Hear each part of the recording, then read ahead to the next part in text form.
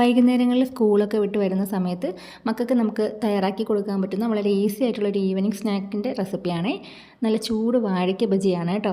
അപ്പം വാഴയ്ക്ക ബജി ഉണ്ടാക്കാൻ വളരെ എളുപ്പമാണ്. നമുക്ക് വീട്ടിൽ തന്നെ കിട്ടുന്ന സാധനങ്ങൾ തന്നെയാണ് കേട്ടോ ഇതൊക്കെ.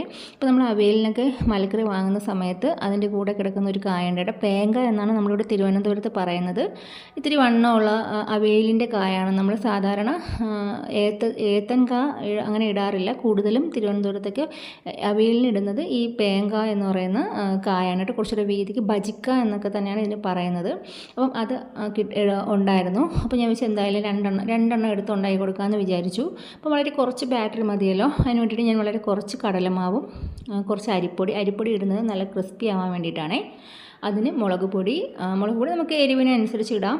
ഒരുപാട് കൂടുതലായിപ്പോയി എണ്ണയിലിടുമ്പോൾ ചിലപ്പോൾ കരിഞ്ഞു പോകും. അതുകൊണ്ട് തീരെ എരിവ് ഇല്ലാത്ത രീതിയിൽ നമുക്ക് എടുക്കാവുന്നതാണ്.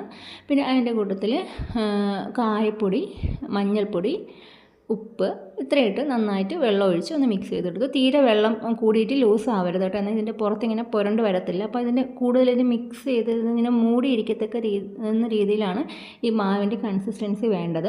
അപ്പോൾ അത് നന്നായിട്ട് ഒന്ന് മിക്സ് ചെയ്തതിന് ശേഷം നമുക്ക് ചൂടെണ്ണയിൽ പൊരിച്ചെടുക്കാം. അപ്പോൾ എണ്ണ നന്നായിട്ട് ചൂടായതിന് ശേഷം വേണം ഇത് അതിനകത്തോട്ട് ഇടേണ്ടത്. ഇല്ലെന്നുണ്ടെങ്കിൽ അതിങ്ങനെ എണ്ണ കുടിച്ചിട്ട് നമുക്ക് കഴിക്കാൻ പറ്റാത്തൊരു മടുപ്പ് വരുന്ന രീതിയിലോട്ട് വരും.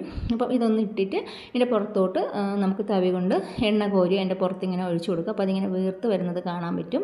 അപ്പോൾ നമ്മൾ സാധാരണ കടയിൽ നിന്നൊക്കെ വാങ്ങുന്ന ഒരുപാട് എണ്ണയിൽ ഒരുപാട് സമയമൊക്കെ പൊരിഞ്ഞ് വാങ്ങിച്ച് കൊടുക്കുന്നതിനേയും കാട്ടി നമുക്ക് മക്കൾക്ക് വിശ്വസിച്ച് കൊടുക്കാൻ പറ്റുന്നതാണ്. നമുക്ക് വീട്ടിൽ തന്നെ തയ്യാറാക്കി ചെയ്യാൻ പറ്റുന്ന ഐറ്റമാണ് കേട്ടോ. അപ്പോൾ ഇതൊക്കെ ഇഷ്ടമില്ലാത്തതായിട്ട് ഒരു കുട്ടികളും ഉണ്ടാവില്ല. അപ്പം എന്തായാലും നിങ്ങളൊന്ന് ട്രൈ ചെയ്ത് നോക്കണം.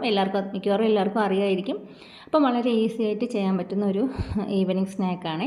അപ്പം നല്ല ചൂട് ചായയും ഈ ബജിയായിട്ടൊന്ന് കഴിക്കുക. സൂപ്പർ കോമ്പിനേഷനാണ്. അപ്പോൾ എല്ലാവരും ഒന്ന് ട്രൈ ചെയ്ത് നോക്കണം. എൻ്റെ ചാനൽ ഒന്ന് സബ്സ്ക്രൈബ് ചെയ്ത് സഹായിക്കണേ. താങ്ക്